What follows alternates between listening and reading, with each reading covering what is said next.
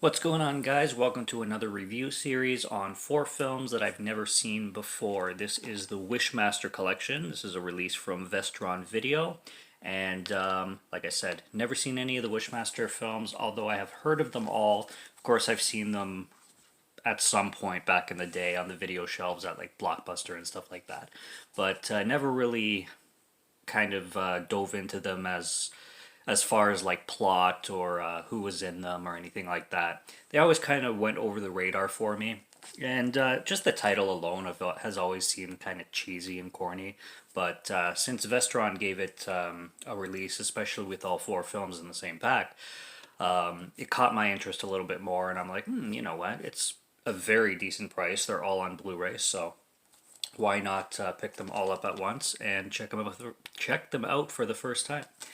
But yeah, starting with the original Wishmaster, this was released in 1997, and this stars a guy I never really heard of, but his name is Andrew Divoff, and he starts as the Wishmaster.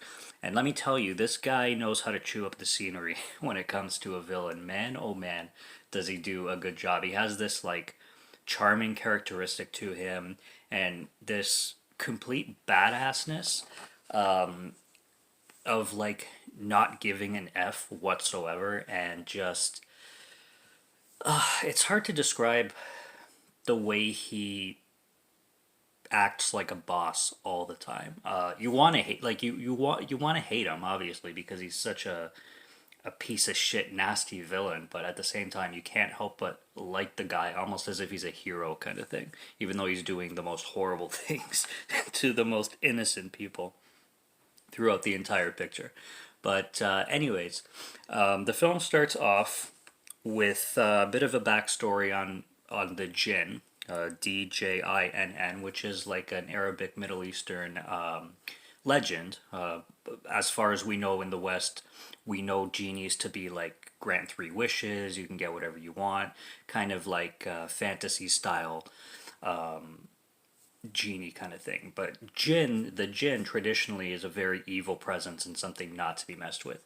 It's basically an entity that lives in between worlds. So I think they mention coming after angels but before man, and using wishes that they grant amongst the unexpected. This gives them the power to enter our world and to own our world, which is the main goal and the main mission of the jinn, is to conquer the world and defeat man, pretty much. So we get the backstory on that. You got this jinn, which is about to grant this man his 3rd wish, and the start of this film is basically what I live for when it comes to practical effects. You got a bunch of crazy ass things happening to people. You got this person with like roots, like tree roots growing out of their heads. Their heads are turning into like a tree. You got these people with arms coming out of their stomach, just like being ripped apart completely. People with cuts all over the faces, and their faces are turning into like basically cracking open kind of thing. And then you get this one guy that literally has his whole skeleton crawl out of his body. So his skeleton will crawl right out of his arms, and this skeleton like sits up, leaving the entire flesh on the ground, and the skeleton starts looking around. First of all, I love skeletons moving around, and second of all, just the way they did it practically with barely any CGI, if they used any at all, just looks fantastic. The whole opening of the scene is gloriously practically gory, and that's the kind of films I live for. This film is also very 90s. For some reason, I thought Wishmaster was made in the 80s. I thought it was part of the whole 80s horror scene. But no, in 1997, so we're talking even late 90s. So these films go right into the early 2000s. But yeah, love the opening. It takes place in Persia in 1127 AD, and then the genie is put into this diamond. They give it a name. I think it's opal. Yes, it's a red opal, and the genie's put in there, and then basically stays in there until they flash forward to America present day. So you don't even know where in America this is taking place or what day it is. Apparently 97, but I love how they always say present day in movies, which immediately dates them because clearly this is not 2022. pretty clearly. So it's present day, and this guy is ordering this, basically this statue. This guy's an art collector, and he has a gallery, and he basically collects artifacts from ancient times all over the world. And this is like I think he calls it a post-Islamic statue of this ancient god named. I wrote it down. Where is it? Eichmann? No, it's not that. Ahura Mazda. So this is a statue of Ahura Mazda that this guy is buying. This guy is played by Robert Englund. We do have Robert Englund in this film, Tony Todd, and of course Kane Hodder. There we go. They do basically cameos in this film. They're not necessarily playing themselves, but they have small roles in this film. And Robert Englund is buying this statue, and it's basically being taken in a crate on a boat, and Buddy, who's operating the crate, is wasted. So he's drinking on the job, and he pushes the wrong button, and the crate falls on this guy and completely crushes the shit out of the guy. And it's so weird to see everybody's reaction because they literally don't care about the guy that just got crushed, and nobody's necessarily panicking about the dude, but they're panicking about the crate. It's so weird. And they're all over the statue and trying to like fix the statue, and nobody's giving even the most remote like care in the world to this guy who's completely splattered all over this boat. But I found that really funny. And this guy who's also working on the crew, he notices the diamond on the statue and he basically pockets it for himself and then sells it to some pawn guy, which basically ends up in the hands of this woman named Alex. And her and this guy named Josh is studying this rock, as Josh works at a university of some kind where he's basically a diamond analyst. Alex is putting Josh through the friend zone like crazy. It's really, really, it's a train wreck to see, to say the least. This guy is just so in love with this girl, and this girl's just having none of it. He keeps trying to ask her for dinner. She keeps insisting on baseball and a hot dog or something like that. But he's basically studying this diamond until he gives it like some kind of laser treatment. And during this laser treatment, it splits into four, and then you have your djinn come out. The djinn looks pretty cool. The monster side of the djinn. This is before the djinn becomes the actor Andrew Divoff, or human form, you could say. So this guy is, or this monster thing, he has like tentacles coming out of his neck. It's really cool looking. He's got the yellow eyes, and again, it's all practical. It's a full costume, and it's pretty creepy looking. So they do a good job in the monster form of the djinn. And this djinn is obviously going around, granting people wishes or trying to deceive people and lure them into, giving wishes. And it's funny that the people don't always say necessarily "I wish," which I find kind of cheating, and I find kind of sinister about this djinn, because sometimes the djinn just grants somebody a wish just for them like asking for it, like. Or the djinn will kind of suggest if somebody wants something, like, wouldn't you want this? And then the person will be like, sure, I guess. And then the djinn will just be like, as you wish, when they didn't wish. So this djinn is just ruthless. Like, he'll take any opportunity to screw somebody over. So I like the sinister aspect of the djinn in that kind of way. There's a scene where there's this homeless guy. He starts an argument with this guy that works at a drugstore, and basically the guy that works at a drugstore is telling the homeless guy to stay off the sidewalk because he's asking people for money and taking away business from the drugstore. And then the homeless guy starts this entire rant of complete insults, like horrible insults to the guy, like just all kinds of like you were like the miscarriage of a Chinese hooker or something like that. Just, I hope you die. I hope your body gets put in the sewer so I can piss on it. Just on and on. It's just like horrible shit. And he walks past an alley, and then there's the djinn in the alley with this hood on, and he's still in monster form. And he starts to, tell this homeless guy, like, are you sure you meant all those words you said back there? And the homeless guy is like, I don't know. The djinn is like, what would you give for it? For all that to come true? And he's like, right now all I've got is a cigarette and a handshake. and he just keeps going. But the djinn obviously says, like, anything you want, you can have. You really mean what you said about that guy? And the homeless guy is like, yeah, I hope he gets cancer and dies. And then all you see is the guy at the store, like, basically convulse as if he just his body was like immediately filled with tumors or something like that. Starts like foaming from the mouth. It's really, really crazy.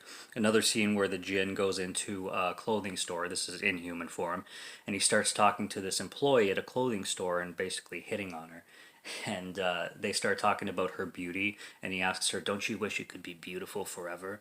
He starts talking about, like people age, people get old, but don't you want to be beautiful forever? And she's like, "Well, I guess it's just life. People age, but sure, I'd like to be beautiful forever." And he's like, "As you wish." So he turns her into a mannequin, and the like it turns into another scene, and it just goes right back to her, and she's a mannequin.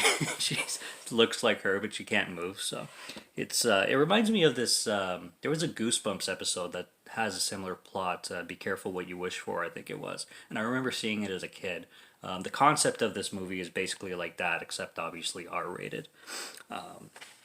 But it has a lot of scenes like that, and a lot of '90s music for sure, being that this is a late '90s film, and just a lot of throwbacks, especially even with the editing. There's a lot of slow mo editing, the way they would do in the '90s. It's really a throwback and a product of its time for sure, and one hell of a performance, I must say, from Andrew Divoff. This is an actor that I'm going to be looking up more of, and for a sinister character, he really knows what he's doing, and he's not like he doesn't milk it. You know what I mean? He doesn't go over the top with it and just make it corny or anything like that. He's very believable. Excuse me, in his evilness and his presence on screen. So I really like that part of it. But yeah, Mr. Beaumont, which is played by Robert Englund, he's the the artifact collector kind of thing. Owns the gallery, like I said, and he's planning a party eventually at the end of the film to host for his people and crowd kind of thing. And basically, the movie kind of leads to that. There's another scene too at a police station where there's this criminal that one of the police officers clearly knows is guilty, but there's not necessarily any full on evidence on him, and the Jinn in human form is at the police station with this officer because he wants the name of Alex. He's basically on the hunt down for is trying to hunt down Alex because she's like they say she's the first one to unleash him, and I guess they say that because she was the original person to be studying the crystal, even though it was Josh who was the first person to unleash the Jinn, and Josh ended up being killed as soon as the Jinn was released. Right at the beginning of the film, as soon as the Jinn was released, Josh was the first one to go. But technically, Josh was the first one to release him, and according to legend, the person who's granted 3 wishes and can keep or can after the 3 wishes can have the Jinn remain on Earth. Like the Jinn has to seek the first person to let him out of that opal diamond thing, which should have been Josh. That's what would make sense, but it ended up being Alex. Regardless, with that tiny little plot hole, at the police station, the cop who knows that this criminal is guilty is like, "Man, I just wish I could catch him dead center and like be the full witness." And then, of course, the genie grants the wish, and this guy starts shooting up the place. He kills like 5 cops, and it's just insane. I like Kane Hodder's scene and Tony Todd's scene are both really good scenes. Kane Hodder is basically a security guard, and he's keeping the Jinn out. This guy who is played by Andrew Divoff. He mentions his name too. Nathaniel Demarest. There we go. Nathaniel Demarest is the name he goes by when he's in human form. But he's trying to get through Kane Hodder, and Kane Hodder's having none of it, and he's like, "Oh, you're going to have to get through me then." And then the genie takes this as an opportunity, so he basically turns Kane Hodder into a glass wall with him like this kind of thing, and he just breaks through the glass. And he starts talking to this guy. He's like, "I can grant you anything you want. You see this here? You want me to make it worth $1 million?" He just goes like this, and then it just turns to gold or something like that, and it's worth so much more. And he says, "You can have anything you want. Literally, I'll give you anything for the business card of Alex, or to let me know where Alex is, pretty much." And he's like, "Well, I'm not too greedy. I'll just take $1 million." And the genie's like, "As you wish." So It's horrible. You cut to the next scene, and there's this cute old lady signing her like insurance policy, like her life insurance, in case anything happens to her, and she's about to board a plane. Well, you know, yeah, it's bad. She loses her life, and that's how he gets his $1 million. Poor unwilling bastard, and fucking horrible, Jen. So bad. And Tony Todd's death is great too. He's playing the bouncer of this party that Mr. Beaumont, played by Robert Englund, is hosting, and Tony Todd is keeping again the Nathaniel Demarest's character out, and the Nathaniel Demarest, or the Jinn, starts to talk to Tony Todd as if like, doesn't he have like bigger and better job opportunities and dreams and hopes and aspirations to do besides bounce at this place all the time? And he's like, what the f does that have to do with you? And the Jinn is just like, I'm just asking. I can grant you anything. And he says something along the lines of, "Don't you want to escape from here?" And Tony Todd's like, "I guess." And then he's like, "As you wish." And he walks right past Tony Todd, and you see Tony Todd in a vat of water, strapped into a life jacket, like basically this box of water, as if like Houdini would be in. And he's strapped in a life jacket, and he just can't move. And the Jinn is like, "It took Houdini 2.5 minutes to get out of there." And I love, like I said, it's the sinisterness of this movie that I love. And then the end of the film, or the last like 10 to 20 minutes of the film, is just like the beginning again. We go straight to practical effects again. Just people, like, all kinds of shit happening to all kinds of people. One woman turns into glass. Another guy gets his face like twisted as if it's rubber.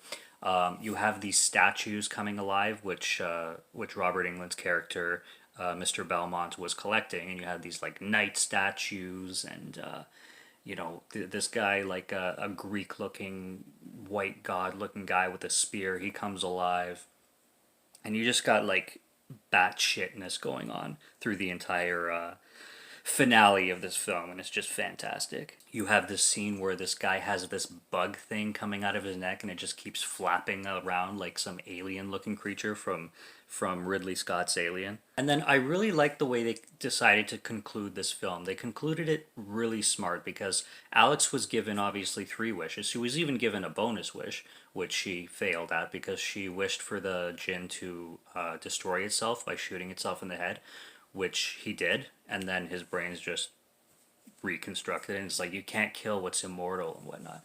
But she wastes her 2 wishes, including one where she wishes to see where this Jinn came from, and basically she's put in this hell world, which is completely lit in red and looks really, really crazy. And there's a lot of creatures down there that again are practical effects, and or a practical effect, and look really, really sinister and crazy. And so she does waste these 2 wishes, and she basically has one left. And they really use it and idolize it really clever, in my opinion.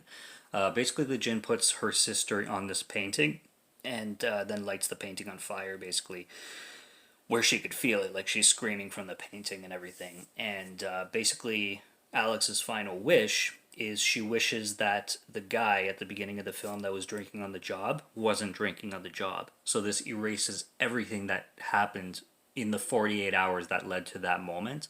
And because she wished for the guy not to be drinking, then the crate didn't fall on the guy, and then the guy didn't steal the diamond, and nothing of that sort happened, kind of thing.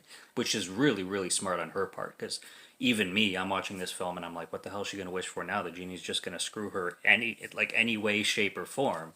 But I thought that was a really clever way to end the film. And obviously this keeps the genie in the, or the Jinn, sorry, in the diamond from the get-go, and the statue is still holding the diamond, and the Jinn would have never escaped. I don't know if this means that Josh comes back to... Oh, actually it does. Yes, it does. What am I thinking? I watched... Josh is alive again, because the Jinn wouldn't have come out of the diamond and killed him, so we end with her and Josh. I totally forgot about that part.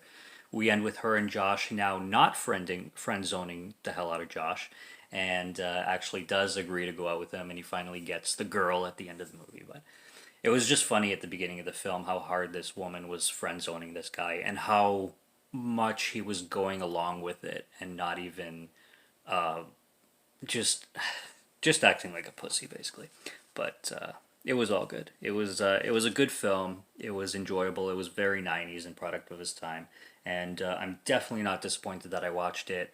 And great villain in this one, especially this one. I hope the villain stays as intense as he is in this film throughout the rest of the films, because I know the next film is a different director, and then 3 and 4 is another different director.